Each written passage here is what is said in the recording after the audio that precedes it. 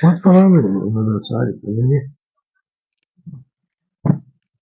Conversando sobre o aniversário do município de Grande Portela, hoje a gente faz uma conversa com o jornalista Jaume Fornari, que é talvez hoje o principal historiador da história de Grande Portela, publicado já alguns livros, a gente vai falar sobre os livros.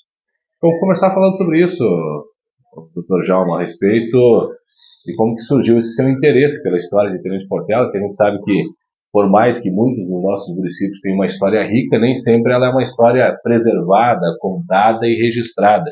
Como é que surgiu esse seu interesse pela história de Grande Portela?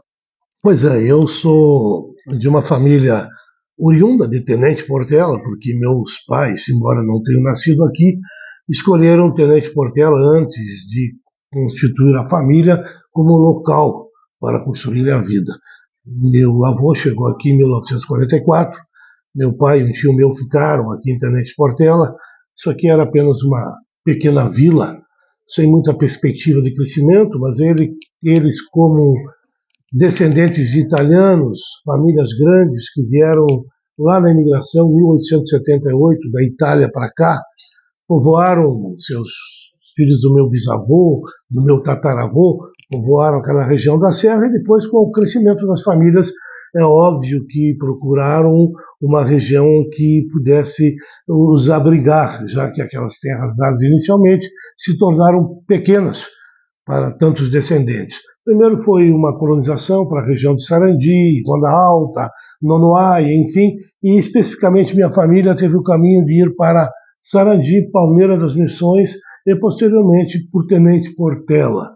Aqui meu avô não quis permanecer, permaneceu meu pai e o irmão e ficaram aqui e viveram praticamente toda a vida. Meu pai teve 6 filhos e todos eles nascidos em Tenente Portela, embora alguns hoje longe daqui. E eu, desde criança, sempre tive uma curiosidade muito grande, desde o tempo do Colégio das Irmãs, pouca gente lembra esse colégio, o Colégio Nossa Senhora de Fátima, que ficava atrás da Igreja Católica, e era um colégio coordenado pelas Irmãs do Sagrado Coração de Jesus. Desde aquela época, muito criança, as histórias sobre Tenente Portela, as histórias das pessoas que aqui chegavam, me chamavam muito a atenção. Mas foi no ginásio que eu tive conhecimento e tive contato pela primeira vez com uma obra escrita por um secretário da Educação de Transpasso, me parece, que era o professor Jacob Boyer. Trabalha lá sobre o Tenente Portela, e eu tenho a impressão que é um dos mais importantes trabalhos, embora pequeno, mas dos mais importantes trabalhos feitos até hoje a respeito da vida do Tenente Portela, que deu o nome a esta cidade. Então, todos esses fatores, e depois cursando faculdade de jornalismo, depois retornando à cidade, depois convivendo com alguns professores que tinham interesse na área da cultura, a professora Fátima, a professora Heloísa, lá na década de 80, quando elas estavam na Casa da Cultura, começamos a fazer alguns trabalhos escritos. Publicamos lá na década de 80 uma revista enorme com resumo sobre a cidade, numa das semanas do município. E posterior a isso eu me interessei bastante pela história do Tenente Mário Portela Fagundes. Aliás, é uma história incrível, e se eu tiver a oportunidade nessa conversa contigo, eu quero falar alguma coisa também, mas mais adiante. E isso também me levou, é claro, a pesquisar sobre o Tenente Portela. Quando o município fez 60 anos, a Unijuí publicou um trabalho chamado Tenente Portela e Municípios Descendentes, e eu fui convidado para fazer uma parte desse trabalho, em torno de 50, 70 páginas, onde eu falo um pouco da evolução da colonização de Tenente Portela, da criação, desde a Vila Paris, Miraguai, Tenente Portela, enfim, toda essa evolução até os dias atuais. Tive uma oportunidade, isso também eu entendo como um fator muito motivador, de ter conhecido o Padre Albino Busato. O Padre Albino Busato é um pároco que chegou aqui em Tenente Portela no ano de 1944. E ele teve um trabalho preponderante, importante, realmente decisivo em muitas questões da evolução e do crescimento da comunidade. Inclusive, a título de curiosidade, ele chegou a ser o tesoureiro da emancipação de Tenente Portela. E conversando com ele, eu ouvi muitas histórias. E sempre me atraiu, porque a função do jornalista é contar histórias e ouvir histórias, consequentemente. Então, isso me fez ter esse apego, essa vontade de conhecer cada vez mais a história de Tenente Portela. E ainda hoje, quando encontro alguma pessoa bem antiga, que eu sei que residiu aqui, eu procuro, converso, ouço as suas histórias e muitas delas eu registro num pequeno blogzinho no Facebook, onde eu conto os retratos e as imagens de Tenente Portela. Esse interesse rendeu os livros. Eu gostaria que você falasse um pouquinho, antes da gente entrar de fato na história de Tenente Portela, sobre os seus livros. Pois é, o primeiro livro que nós escrevemos mesmo foi Tenente Portela e a Coluna Prestes, no Rio Grande do Sul. É um trabalho a 3 mãos. Coube a mim a parte do livro onde se relata a trajetória do Tenente Portela, e a professora Heloísa e a professora Fátima, que trabalharam comigo nesta obra, elas se ateram mais a documentos, agregamentos de documentos de fatos biográficos da questão. E eu procurei contar mais a trajetória da coluna, como surgiu a coluna, que importância tinha o tenente dentro da coluna, enfim, até o fatídico dia 24 de janeiro para o dia 25 de 1925, onde os provisórios, os que perseguiam a coluna, e tinha o seu último rastro no Rio Grande do Sul, esse pelotão comandado por Prestes, por Paiva e por Bins, conseguiram cercá-los na barra do Rio Pardo e assim matar todos eles, inclusive um episódio que também ficou marcante na vida do município e, claro, do próprio Tenente Portela. Agora, para nós falar de Tenente Portela... deixa eu falar de outro livro. Então, já que nós estamos em um papo descontraído, anos depois eu escrevi um livro a partir do trabalho que eu fiz para a Unijuí. Eu usei parte daquele trabalho e escrevi um livro também sobre Tenente Portela, contrastes do município, contando a evolução do município em si, desde as suas origens, assunto que eu pretendo discorrer contigo daqui a pouco. E vai ser um novo livro em breve, eu estou sabendo? Está trabalhando num novo livro? Estamos trabalhando num novo trabalho, tentando dar um formato mais atual e buscando mais informações, porque quando você não tem uma base histórica e ela é quase toda calcada e formada em depoimentos, que são muitas vezes parciais, a visão de uma pessoa sobre determinados acontecimentos, você, com o passar do tempo, quando soma vários depoimentos e várias informações, você reestrutura o entendimento de algumas dessas questões. Por exemplo, tem uma questão muito crucial sobre o primeiro prefeito, e vou falar sobre isso, que eu tinha uma informação local, inclusive multiplicada por várias pessoas, que eu acabei reformulando ao conhecer a família e a filha, que ainda vive hoje, é docente lá na URGS, no Rio Grande do Sul, onde ela, com o diário do Arthur Ambros, me trouxe à luz de vários assuntos que eu desconhecia, que me permitiram até formatar um pouco aquele entendimento que as pessoas daqui tinham, um entendimento que parecia ser original. A origem de Tenente Portela, ela hoje é uma cidade consolidada, talvez um dos 2 polos regionais da região Celeiro, junto com Três Passos. Mas como é que é a origem de Tenente Portela? Como é que surge a cidade? Tem que se remontar muito tempo atrás. É claro, todos sabem, quem conhece um pouco de história do Brasil, que as terras onde hoje está situado o município de Tenente Portela, essa região toda, eram terras da Espanha. Todos lembram que em 1494 houve o Tratado de Tordesilhas, que firmou que uma margem de terra, me parece 360 léguas de Cabo Verde, seriam de Portugal e depois o restante seria da Espanha. A famosa linha, né? A famosa linha. Inclusive, quem conhece a cidade de Laguna, Santa Catarina, chega lá na entrada do núcleo urbano de Laguna, tem uma praça onde tem o Marco das Tordesilhas. Então, uma linha reta para cima, para cá era Portugal, para lá era Espanha. E Tenente Portela ficou do lado espanhol. Claro. Inclusive, os primeiros registros de pessoas que passaram por essas terras foram os jesuítas.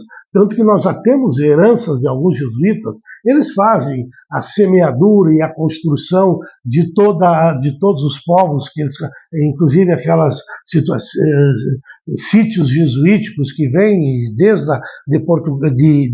do Paraguai, lá de Jesus de Taramangué e descendo, Santíssima Trindade, descendo até São Nicolau, que foi o primeiro, toda essa região fez com que os jesuítas transitassem por essas terras. Inclusive o rio Uruguai, o rio Guarita e o rio Turvo, eles tinham uma nomenclatura diferente dada pelos jesuítas. No meu livro eu descrevo isso. Depois, posteriormente, ficaram conhecidos esses dois rios que praticamente limitam o território de Tenente Portela, de um lado o Guarita e do lado o Turvo, e prova isto que aqui também estiveram os jesuítas quando era a Espanha.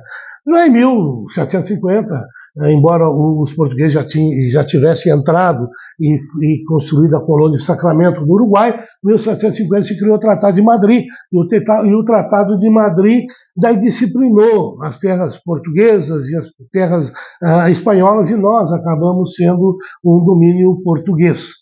E o Rio Grande do Sul, todos sabem, a colonização efetiva começou em 1732, 36, com o Forte Jesus Maria José, lá em Rio Grande, que era exatamente... mais tardia, né, que o Sudeste. Sim, né? O resto do país, com as entradas de bandeiras, com vários acontecimentos que a história sobejamente nos conta, era povoado com cidades, com a mineração em Minas, menos o Rio Grande. O Rio Grande tinha somente em 1736, me parece, a construção do Forte Jesus Maria José, que era para garantir a colônia de Sacramento, que acabou sendo passada para a Espanha. E de lá, sim, passaram-se uma década, duas, aí foi rápido o tempo, vieram os primeiros imigrantes no Brasil, que foram os açorianos. Os açorianos, ao contrário do que muita gente pensa, não foram só para Viamão e Porto Alegre, tiveram também colonizando outras cidades do Rio Grande, e se criou, então, o Porto de Viamão, que era lá em cima, Porto Alegre, e tanto é que na Revolução Farroupilha, que já tinha um desenvolvimento maior, tínhamos poucos municípios, e um deles era Rio Pardo. E daí surge a origem do nosso Tenente Portela. Essas terras onde nós estamos hoje, toda a grande região celeiro e toda essa região que se encontra de Rio Pardo para cá, pertencia a Rio Pardo. Aquela era a sede municipal. Daí passou um pouco de tempo, houve a emancipação de Cruz Alta. Cruz Alta ficou, inclusive, responsável por essa região, e é um fato curioso sobre Cruz Alta e Tenente Portela. A Câmara de Vereadores de Cruz Alta, ela decidiu, em determinado momento, fazer uma avaliação das riquezas da área de Cruz Alta. E um tenente do Exército, lá em 1852, me parece, sou meio impreciso de datas, ele saiu de Cruz Alta e veio até Paris. Fazer o quê? Medir as ervas nativas. E na descrição que existe lá na Câmara de Vereadores de Cruz Alta, diz que eram tantas léguas de largura, isso que me chama a atenção, acho curioso, por não sei quantas de profundidade. Quer dizer, ele não havia conseguido fazer a profundidade dos ervais nativos. E aí que reside o fundamento da exploração dessa região. Eu costumo dizer que tivemos 3 ciclos aqui na região, Jonas. Tivemos o ciclo da erva mate, misturado com o ciclo das revoluções, é claro. Tivemos o ciclo da madeira, da exploração e das balsas, e posteriormente o ciclo da agricultura, que foi da soja, que também poderia ser mesclado com o ciclo da imigração de pessoas daqui para o Mato Grosso e para outras regiões do país, Paraná, que ajudaram a colonizar. Mas este ciclo da erva mate é interessante. Só nós entrar no ciclo da erva mate. Tem registro em 1700 e poucos que já existiam os indígenas aqui? A nossa terra indígena já... Sim, eles eram meio nômades, não existia exatamente esta reserva do Guarita como centro de habitação deles, eles estiveram em outras regiões. Eu não saberia precisar exatamente qual, mas eu sei que na região de Iraí, sim, há uma permanência de centenas de anos. E eles, em 1903, me parece que foi o Fong, que era o cacique, que determinou a criação dessa área, e que posteriormente ela foi toda demarcada para os índios. Mas nós somos uma mescla. Que hoje é a maior do estado, né? É a maior do estado, a reserva indígena do Guarita, que aliás era uma reserva só. Eram 2 reservas antigamente, uma para o lado de Redentora e para cá. Em 88 houveram problemas aí entre os grupos e acabou se criando uma reserva que hoje é única, né? A reserva indígena, a terra indígena do Guarita. Mas voltando à questão da erva mate, lá em 1889 o Brasil proclamou a República e houveram os favoráveis e os desfavoráveis. Então, aqueles que lutavam pela preservação do status quo original brigaram com os republicanos, e muitos deles que perderam aquela chamada Revolução Federalista, elas acabaram imigrando para regiões onde eram ermas, que não podiam ser encontradas, e muitos vieram para essa região. Ou seja, os 100 anos agora comemorados da Revolução Federalista culmina com a chegada dessas pessoas que passaram a residir nessa região. E muitos foram atraídos já pela permanência destes pela exploração da erva mate. Maragatos ou chimangos vieram para cá? Bom, o chimango e o maragato já é um processo que decorre da Revolução Assisista de 23 e 24, que são bem os derrotados, que são os maragatos. Muitos deles, e eu conheci pessoalmente, alguns maragatos que chegaram aqui e constituíram família, ficaram aqui em função exatamente de perderem a Revolução para Borges. E muitos também oriundos da própria marcha de Luiz Carlos Prestes, a coluna, que vieram até o mato, eram homens de campanha, homens de outro perfil geográfico, e quando chegaram nessas matas fechadas, tiveram que deixar o cavalo, tiveram que deixar os arreios, e acabaram adentrando a pé. Muitos não aguentaram o repuxo, e acabaram ficando por aqui, se estabelecendo em Iraí, que era Águas do Mel, aqui, e algumas dessas famílias foram constituídas a partir dessa origem. Então não é errado dizer que Tenente Portela foi povoado pelas revoluções. Também, eu costumo dizer que foi justamente com a erva mate, porque aqueles revolucionários tinham que viver. Sim. E eles começaram a explorar a erva mate. E não só aqui. Aliás, o maior polo de exploração da erva mate, lá no início do século passado, aqui na região, era em Campo Novo. Campo Novo chegou a ter 24 indústrias de erva na década de 20. A primeira estrada, ao contrário do que muitos pensam, não foi de Tenente Portela a Palmeira, passando por Gramados da Serra, que era Miraguaí, ela foi indo a Campo Novo, porque ligava Portela a Campo Novo, porque aqui havia os noques de erva, havia as pessoas que recolhiam erva e levavam para uma pré-industrialização em Campo Novo. A primeira ligação é Campo Novo. Campo Novo. Então, mas é mais ou menos esse traçado aqui que vai Deve ser esse traçado, que passa por Três Passos. Três Passos tem aquela história bacana, por causa da colonização lá da beira do Uruguai, do forte, lá no Alto Uruguai, que os caras paravam ali na rua Dalto Filho, em Três Passos, tinha um córrego, 3 córregos, né? Eles tinham que passar 3 vezes, né? Então lá eles paravam para almoçar, antes de descer lá embaixo, lá para o Alto Uruguai, daí eles pernoitavam, às vezes, no Três Passos, que acabou sendo o município de origem a Portela. E os produtores de erva mate, isso bem antes, passavam indo para Três Passos e iam para o Campo Novo, né? Levar erva mate. E aqui se produziu muita erva mate, tanto é e inclusive um fator, você falou antes que é bem substancial, o fator revolucionário teve uma influência muito grande em toda a nossa história. Nós tivemos aqui uma divisão muito clara de famílias que eram chimangas e outras maragatas. Eu vou dar um exemplo, a família Fortes, ela era chimanga, a família Caxambu era maragata. Então, quando do episódio de Luiz Carlos Prestes, até um famoso portelense chamado Pedro Simplício de Castro, o Pedro Caxambu, tem histórias, internet Portela, ele foi nascer na Argentina, porque causamente ele nasceu no ano de 25, março, abril, não me lembro exatamente quando, e a mãe grávida, com a pressão sobre a coluna Prestes, foram dedados, foram denunciados todos que eram parceiros dos maragatos e dos prestistas, que tinham uma aproximação muito grande de lutas, que acabaram, muitos deles, migrando para a Argentina, era muito fácil.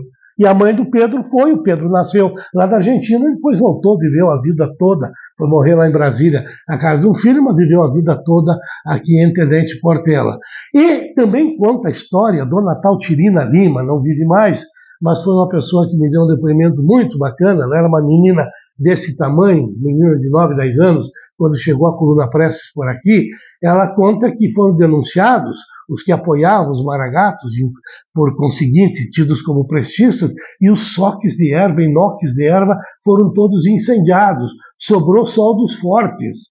Então é a história que conta isso, né? Sim. E depois, claro, eles foram reestruturando nesses fins de mundo e voltaram às suas atividades, né? Já aproveitando que nós chegamos já aí na década de 20, falamos dessa passagem da coluna Prestes, vamos falar a respeito disso. Quem era o Tenente Mário Portela? Que Pois dá é, o então nome fazer para a um cidade? parêntese, porque a Tenente Portela, a princípio, não tem muito a ver com o Tenente Portela. Isso. Tem em função das revoluções. Mas o Tenente Portela era um jovem que nasceu em Pelotas, em 1898. Ele era um cara de uma família, no início, bem abastada, né? Tinha dinheiro, eram 4 filhos, etc., né? Daí ele queria fazer faculdade, mas ele era um cara muito bem situado na vida, ele estudou em Pelotas, ele, inclusive, desde a mais tenra idade, tinha uma relação de aprendizado curiosa. Eu poucas vezes isso na minha vida com seus professores. Ele, inclusive, mantém durante toda a vida, até a ida, ao menos ao Rio de Janeiro, quando ele foi fazer faculdade, a faculdade de engenharia, lá na Agulhas Negras, no Exército, que era uma oportunidade que as pessoas tinham para estudar, ele manteve troca de cartas com um professor lá de Pelotas chamado professor Joaquim. Então o Portela saiu, daí teve o revés da Bela Guerra Mundial, a família perdeu um pouco das terras que tinha em Pelotas, e ele acabou indo a Porto Alegre. E ele se sentia um cara responsável, perdeu um irmão, inclusive, nesse inteirinho todo, ele se sentia responsabilizado para ajudar a família e dar um futuro para eles.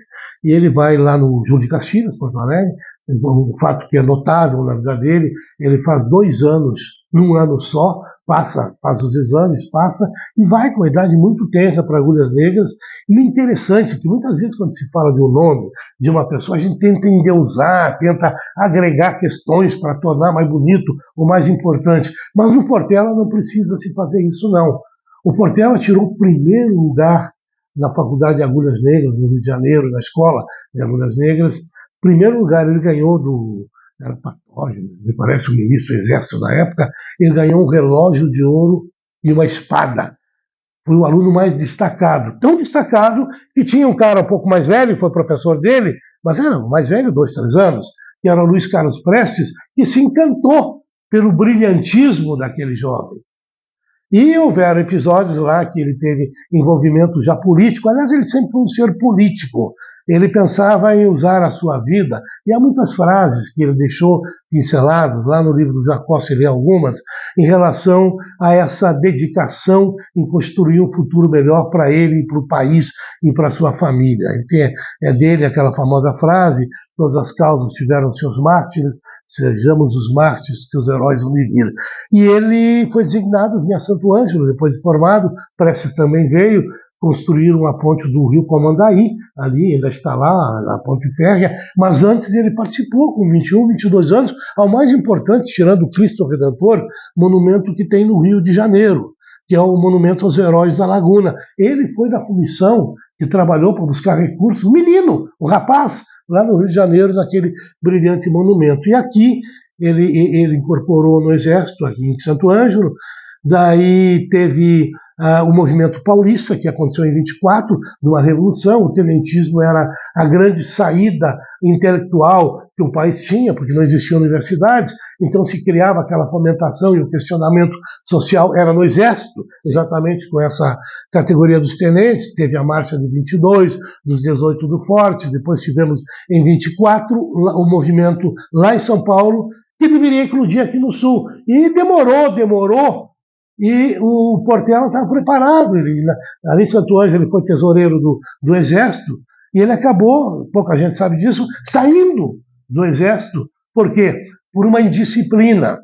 Ele, no dia 14 de julho, que é o dia que marca a queda da Bastilha, ele levantou e, na ordem do dia, ele fez um discurso tido na época como extremamente revolucionário, dizendo que assim como os nobres caíram na França, aquela história toda, aqui no Brasil cairiam também os detentores do poder, desde que o povo se unisse, e fez um discurso maravilhoso.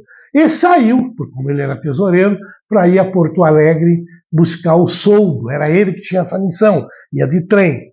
E quando ele saiu, foi dada uma ordem de prisão para ele.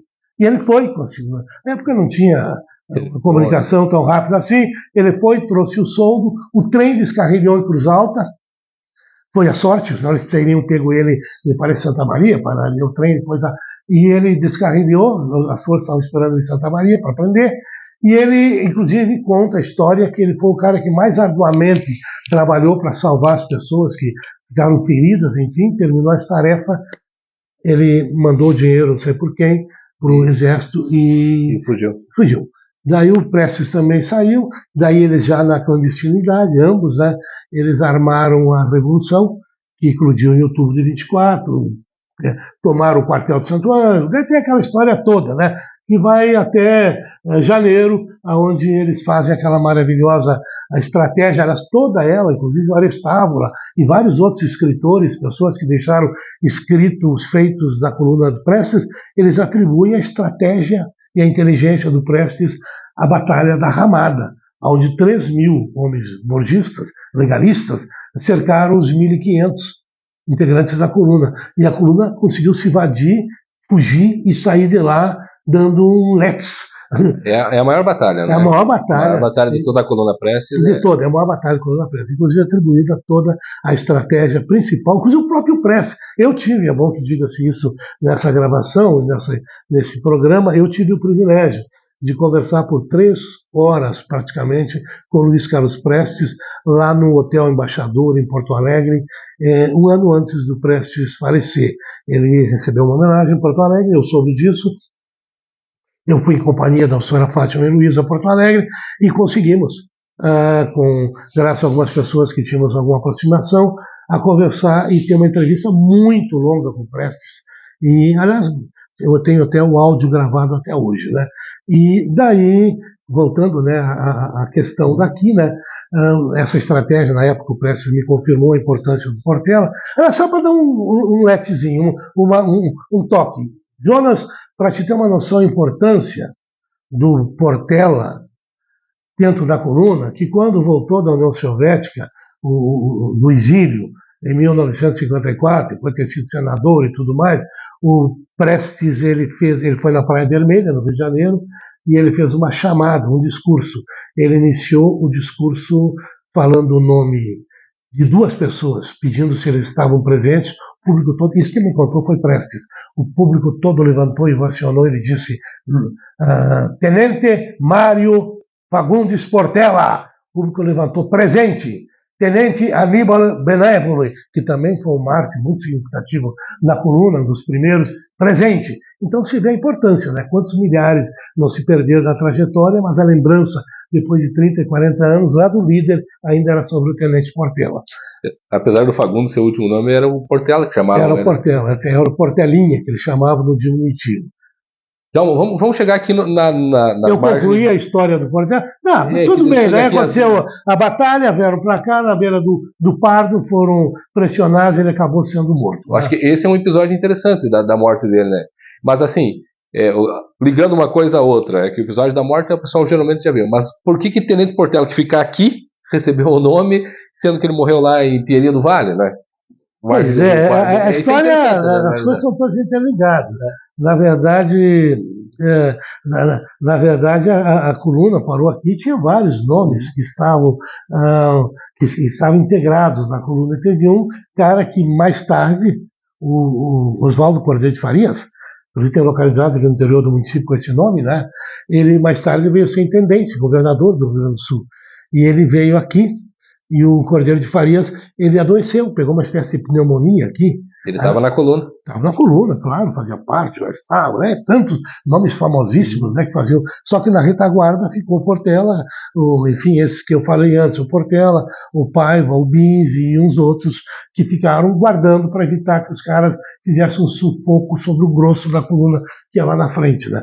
Mas o Oswaldo Cordeiro de Farias, ele adoeceu, daí uma família abrigou ele, a família Simplício de Castro, Caxambu, e acabou a família Caxambu. Eu quero contar esse episódio porque ele é bem interessante para a história no geral de Portela. E a família, daí um integrante da família, o pai do Pedro, me parece, o levou, o seu Belisário, exatamente, o levou até a fronteira do Rio Uruguai, o atravessou para que ele seguisse a cavalo e se reunisse com a coluna, nada a ver com a retaguarda que ficou. Então, o Oswaldo Cordeiro de Farias teve uma amizade, tinha uma amizade muito grande com o Portelinha, porque com a morte do Portelinha ele passou a assumir o cargo do Portela na coluna. E passou a ter uma relação muito grande aqui, porque alguém ajudou ele a salvar a vida dele, curou ele, enfim, o deu abrigo no momento que ele precisava. Tanto é que daí tem uma história aqui em Portela, que os mais antigos, isso faz parte da nossa distribuição de terras aqui dentro. Como eu falei que havia uma posse, que havia duas famílias antagônicas entre Chimangos e Maragatos, aqui moravam os Caxambus há muitos anos. Então, passado alguns anos, o Caxambu, esse que salvou o Oswaldo Coelho de Farias, e eu vou te dizer por quê, que tem a relação com Portela, ele foi para Iraí. Águas de Mel, Iraí, era um lugar que reunia políticos, a nata, a elite do Rio Grande, como uma espécie de veraneio de águas termais. Inclusive, na década 40, 50, muita gente vinha, governadores vinham e passavam períodos em Iraí para usufruir das águas termais de Iraí. E o governador também veio. Dá uma bela noite dessas, um belo dia desse, o Belisário pegou 2 cavalos, aqui saiu de Portela, foi até Iraí, chegou a Iraí, num hotel, onde o governador estava jogando cartas, bateu na porta, quero falar com o governador.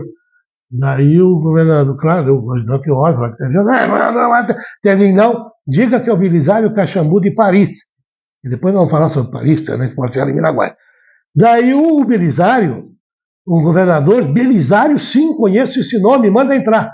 Ele entrou, deu Belisário e disse, olha, homem, eu estou lá em Portela, minha família chegou lá em Paris em 1800 e lá me esqueço, nós temos problema lá com os fortes da nossa terra não está demarcada.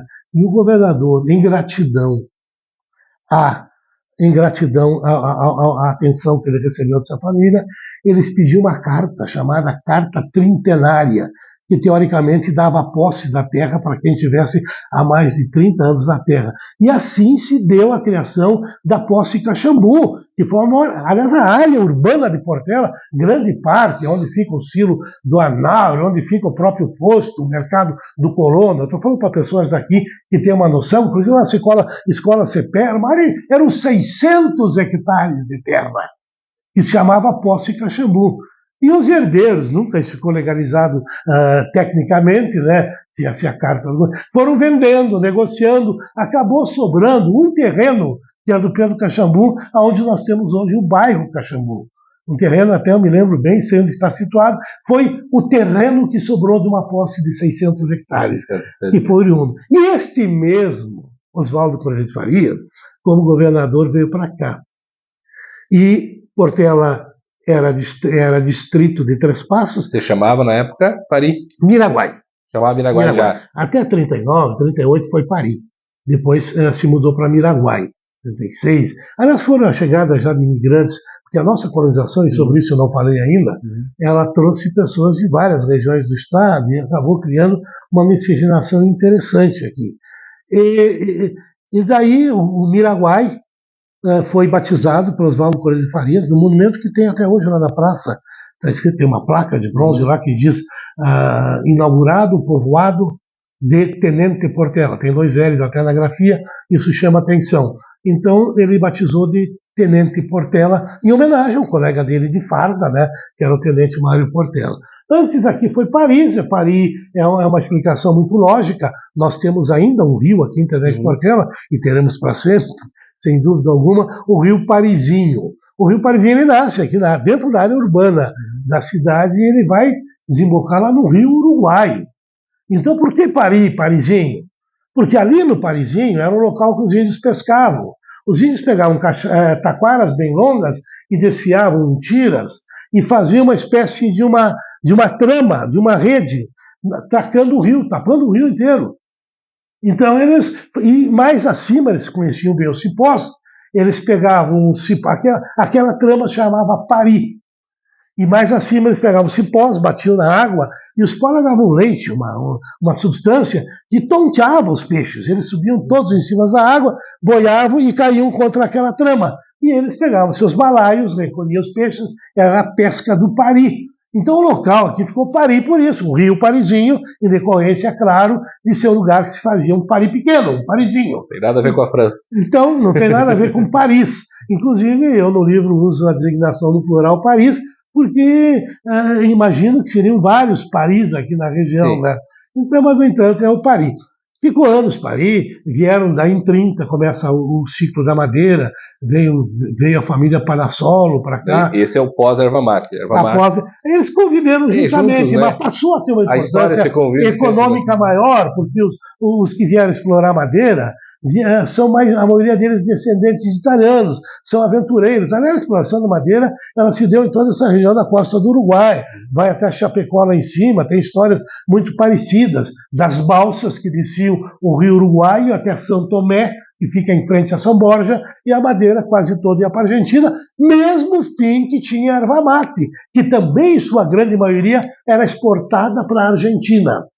Pois é, então em 30 chegaram essas famílias, eu falei Panassolo, Guiller, que era lá de Guaporé, até conversava muito com um desses exploradores pioneiros, me contou a história, gravei depoimentos com ele, e eles vinham aqui em Campo Novo também tinham vários exploradores de madeira, né? E o que deu um grande impacto nisso foi o governador, o intendente gaúcho, aliás, o embaixador gaúcho, Oswaldo Aranha, ele era muito amigo de um cara chamado Pedro Garcia, e ele deu ordem para o Pedro Garcia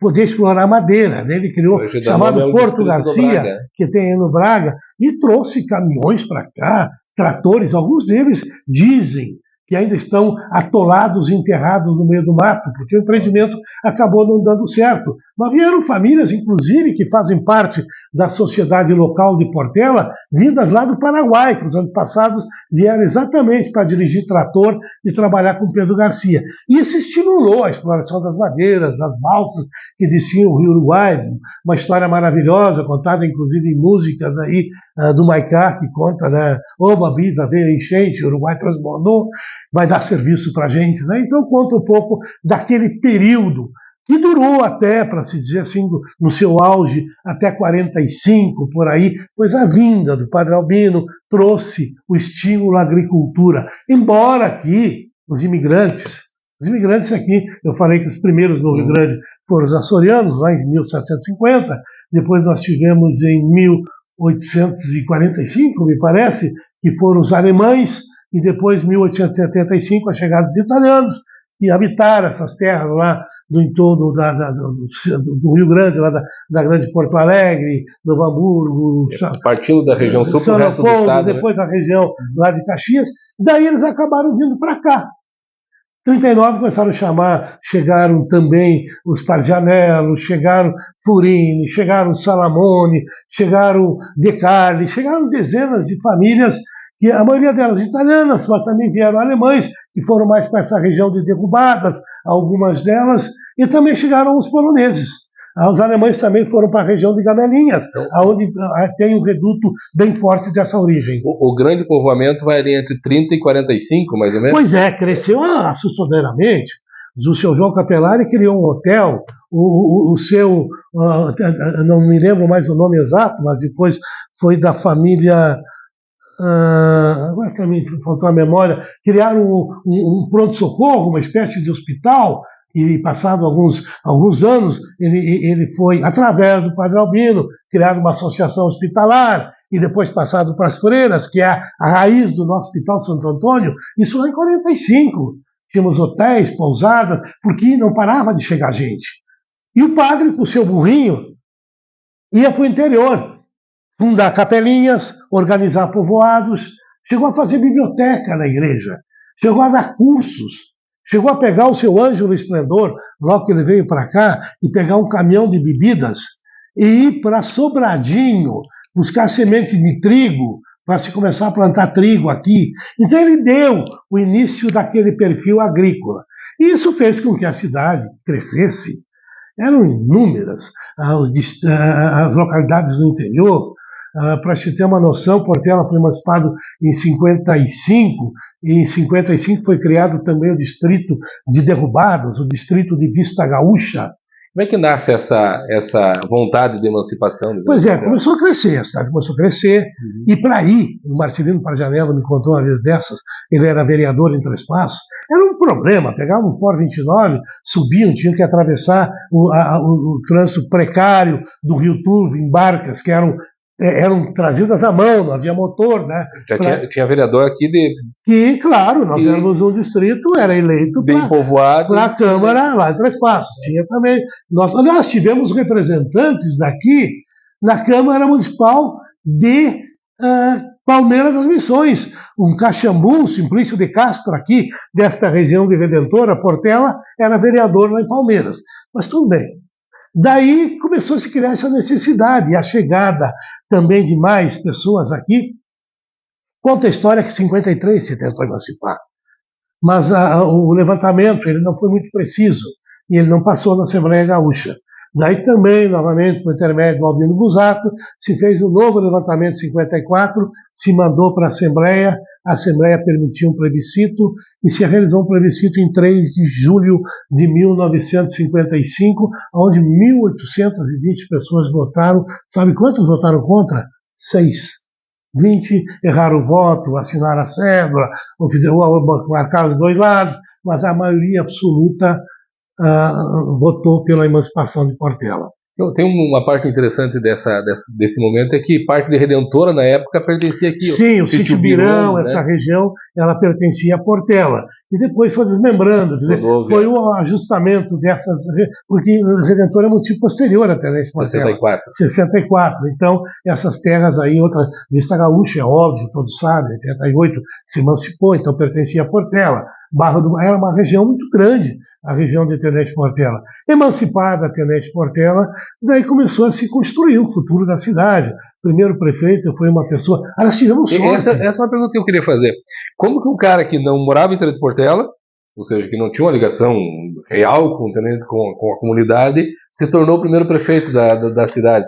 Pois é, eu costumo dizer, e aliás eu gostaria de discorrer mais sobre esse assunto futuramente, que Tenente Portela é uma cidade de contrastes e contradições e de muita disputa política. E é uma coisa histórica. Ela não é uma... Nós nunca conseguimos um consenso para nada.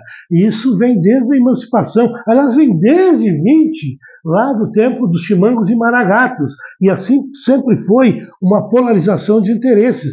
Só para contar, para quem ninguém sabe, em 77, em plena advento da ditadura militar, Tenente Portela foi um dos únicos municípios do Brasil, por ser designado e ser determinado como segurança nacional, que resolveu fazer um protesto e a oposição não botar candidato a vereador. Em protesto. Tivemos presos políticos da Revolução de 64, tivemos aqui a presença dos famosos Grupo dos 11, que eram liderados, ao menos tido como liderança do Leonel de Moura Brizola, também no advento de 64, e tivemos também com a emancipação, é claro, conflitos de interesse. Várias famílias tinham interesse de comandar os desígnios do município. Se uniram para emancipar, mas depois... Claro, nós tínhamos, diz o padre Albino, nós tínhamos 9 partidos políticos, pessoas filiadas a 9 partidos políticos antes da emancipação. E quando o padre Albino viu que ia dar briga, isso ele disse para mim, para evitar que houvesse conflitos, ele era tido como um contemporizador da comunidade. Ele teve uma ideia.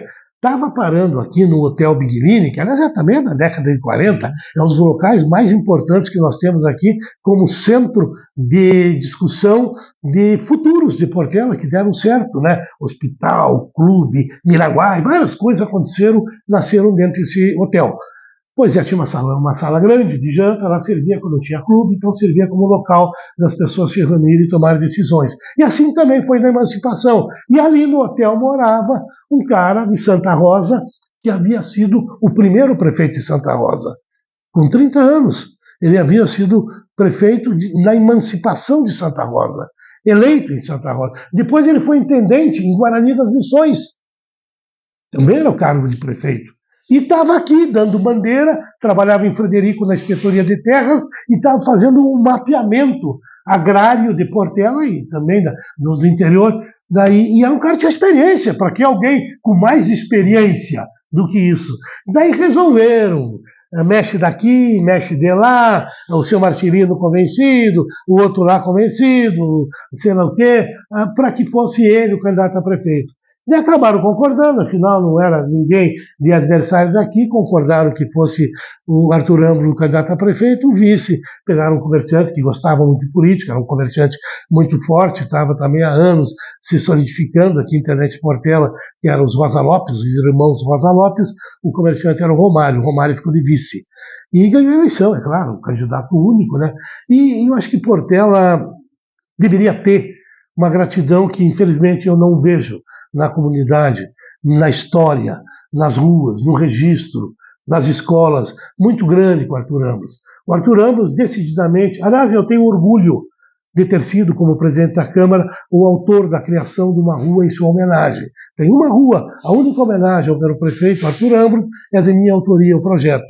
Deveria ter até um busto, porque ele era um cara com formação superior, a história da família dele é maravilhosa, é uma história de vencedores, são imigrantes prussianos lá da Europa que vieram para cá, não da Alemanha, lá de país daquela região nórdica, e vieram para cá. O pai dele trabalhava no ramo de odontologia, atendia índios, ele acabou se envolvendo, casando com uma índia, tendo 13, 14 filhos, formou todos eles a nível superior, engenheiros, médicos, engenheiro o Arthur Ambros.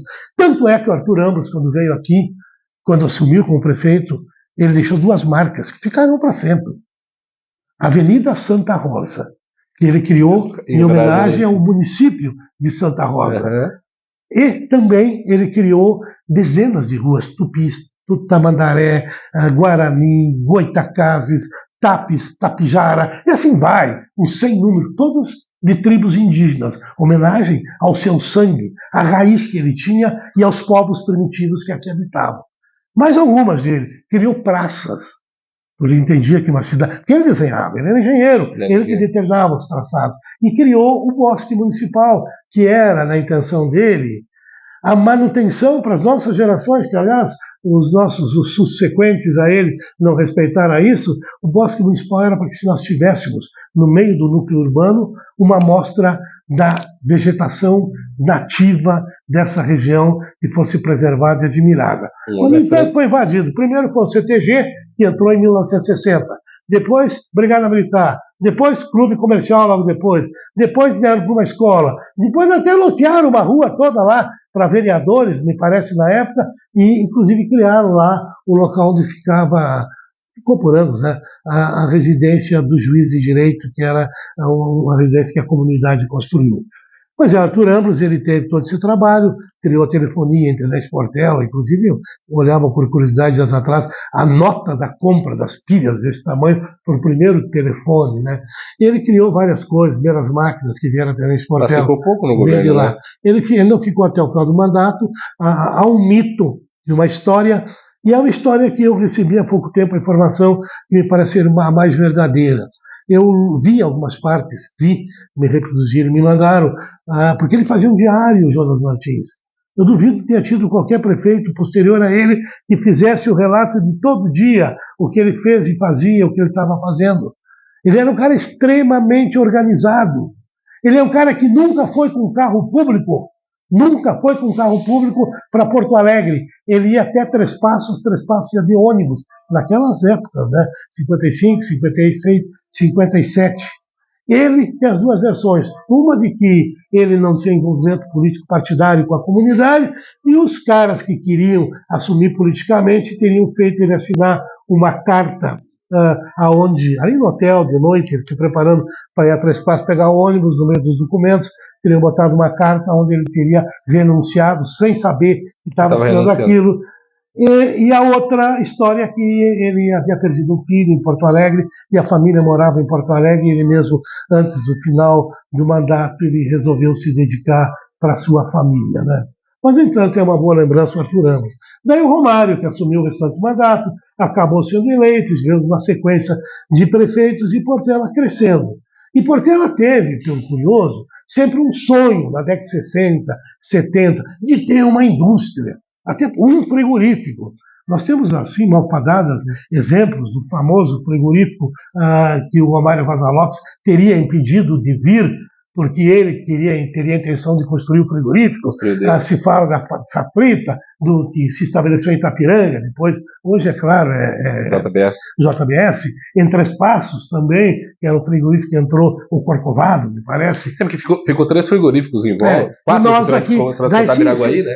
Não se sabe até a verdade. Eu conversei com o Romário Vaz Lopes sobre isso. Ele nega peremptamente, ele diz que fez algumas experiências, a extração de óleo, mas não tem nada a ver com esse impedimento, que foi uma injustiça que se fez com ele. Mas sempre se teve. Depois nós vemos, na década de 80, 90, a história da Mumu, tivemos a história da pegada.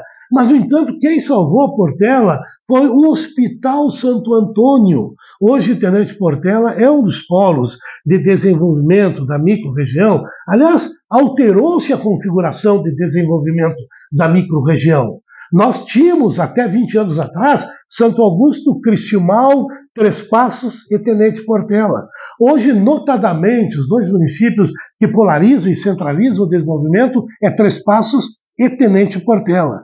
E Tenente Portela, Três Passos, porque eu tenho o privilégio de concentrar instituições, organismos, representações estaduais e federais que fazem com que as pessoas lá ocorram. E nós... tanto que tem o título de capital da região Três Passos, o título da capital da região Serena.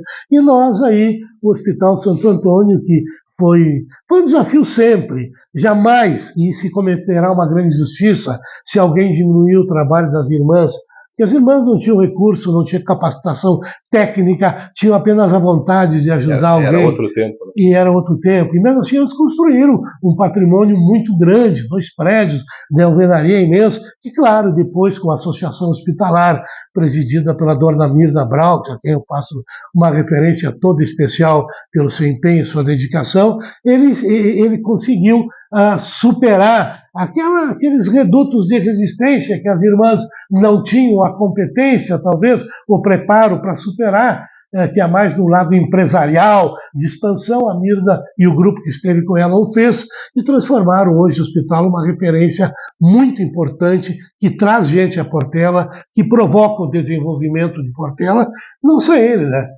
Porque agora eu só fazer uma observação, Jorge, há males que vêm para bem. Nós tivemos aqui por anos o monopólio da Cotrijuí, Tenente Portela. E a grande maioria dos nossos agricultores de derrubadas, de Vista Gaúcha, de Portela, eles faziam as suas colheitas e deixavam seus produtos na Cotrijuí, sendo capitalizados pela evolução dos preços e retiravam quando precisavam de algum dinheiro. Muita confiança. Era muita confiança, muita mesmo. Em determinado momento, quando todo mundo foi retirado, viram que aquilo não existia mais e quebrou. E isso mudou o comportamento de investimento do nosso produtor rural também. Embora tenhamos cooperativas sólidas hoje, a Cotricampo e outras chegando aqui, nós tivemos uma mudança. O agricultor, ele virou também um empresário, ele passou a investir em apartamentos na cidade, em casas na cidade, e isso ajudou muito uma exploração urbana, uma expansão urbana pequena, é claro, somos uma pequena cidade, sim, mas que a nossa geração está vivenciando. Uma expansão imobiliária. Exato. João, eu sei que o nosso tempo está se esgotando, mas rapidinho, só para a gente pincelar, que é uma outra página que eu acho que é importante da história de Portela. Poderia voltar e falar mais umas 10 horas, que nós nem entramos em casos específicos. Eu falaria 3 dias seguidos sobre isso. Poderia entrar em notas de pessoas e tal. Mas acho que um ponto importante que foi a importância de Tenente Portela para a construção do meio oeste brasileiro, vamos dizer assim. Perfeito, que eu acho que é fundamental. Né? Tem um nome que jamais poderá ser esquecido em Tenente Portela também, tão importante quanto Arthur Ambros. Claro, odiado por alguns. Ainda hoje, você encontra uma pessoa, um velhinho, que virou controversa a pessoa dele. Eu falo do pastor Norberto Schwantz. O pastor Norberto Schwantz talvez tenha sido o segundo maior sonhador, que o primeiro com o Arthur, que desenhou uma cidade com características aí muito peculiares e próprias. E o Norberto Schwantz... Talvez dá para colocar 3, com o Padre Albino. O Padre Albino também era uma figura. Então, os pilares de Portela. Né? Mas o Norberto ele tem uma função diferenciada. O Padre Albino foi o que ajudou a construir a matriz social da cidade. Né? O Norberto ele era pastor da comunidade evangélica e ele era um homem visionário. Eu comecei a trabalhar com 13 anos com o Norberto Schwantz na Rádio Municipal. Eu admirava fantasticamente as fotografias que ele tirava dos pôr do sol de Tenente Portela. Aquilo dava uma visão de vislumbre imaginário da localidade. Isso já dá para dizer que tem aí, que agora nasceu daí. Eu também gosto muito disso. Eu gosto muito disso. E o Norberto ele começou a trabalhar para trazer uma rádio para Portela. Uma época que ele queria trazer FM, uma loucura, nem sequer tinham receptores de FM por aí. E ele foi para a Suécia, foi lá para a Alemanha, conseguiu verba, construiu aquele prédio, enfim, prédio moderníssimo para a época, uma rádio com uma qualificação fora do ordinário. Tinha um auditório para programas, coisa que só as emissoras maiores e mais antigas tinham. Ele trouxe Homero Simon, que era o papa da engenharia no rádio no Rio Grande do Sul, para instalar a rádio municipal. Enfim, ele construiu a municipal e na municipal ele deu um perfil que talvez poucos rádios do Brasil tenham tido. Ele criou a rádio e chamou o Prédio de Centro do Desenvolvimento Regional. E ele criou programas culturais naquela época. Eu mesmo fui redator de Vida e Saúde, se você perguntasse ao municipal, apresentados pelo Luiz Lavarda. Eu redigia com 14, 15 anos programas culturais. Não só isso, criou o Departamento Agropecuário Agrícola dentro da Rádio Municipal. Tinham 3 funcionários da Rádio Municipal, engenheiro, técnicos, que faziam o programa e davam orientações. E isso começou a tirar cor. Ele criou um jornal. Olha o nome do jornal. Jornal da Terra. Que o objetivo era levar até o agricultor informações. Só que isso, de repente, o Norberto se viu seduzido, indo a Brasília, buscando recursos, com a missão que o governo, era governo militar, na época, deu a ele. Embora o Norberto não era nem um pouquinho do lado dos militares. O Norberto, inclusive, sediou a Internet Portela, lá na Praça da Prefeitura, um grupo de jovens da Europa, que eram, para dizer a verdade, um grupo de jovens que programavam ações libertárias, né? Bem contrárias ao regime militar. Mas isso é um episódio por si só. Até daí que nasce tem um pouco do descontentamento de algumas pessoas com ele, né? E aí o fato de levar a gente para fora.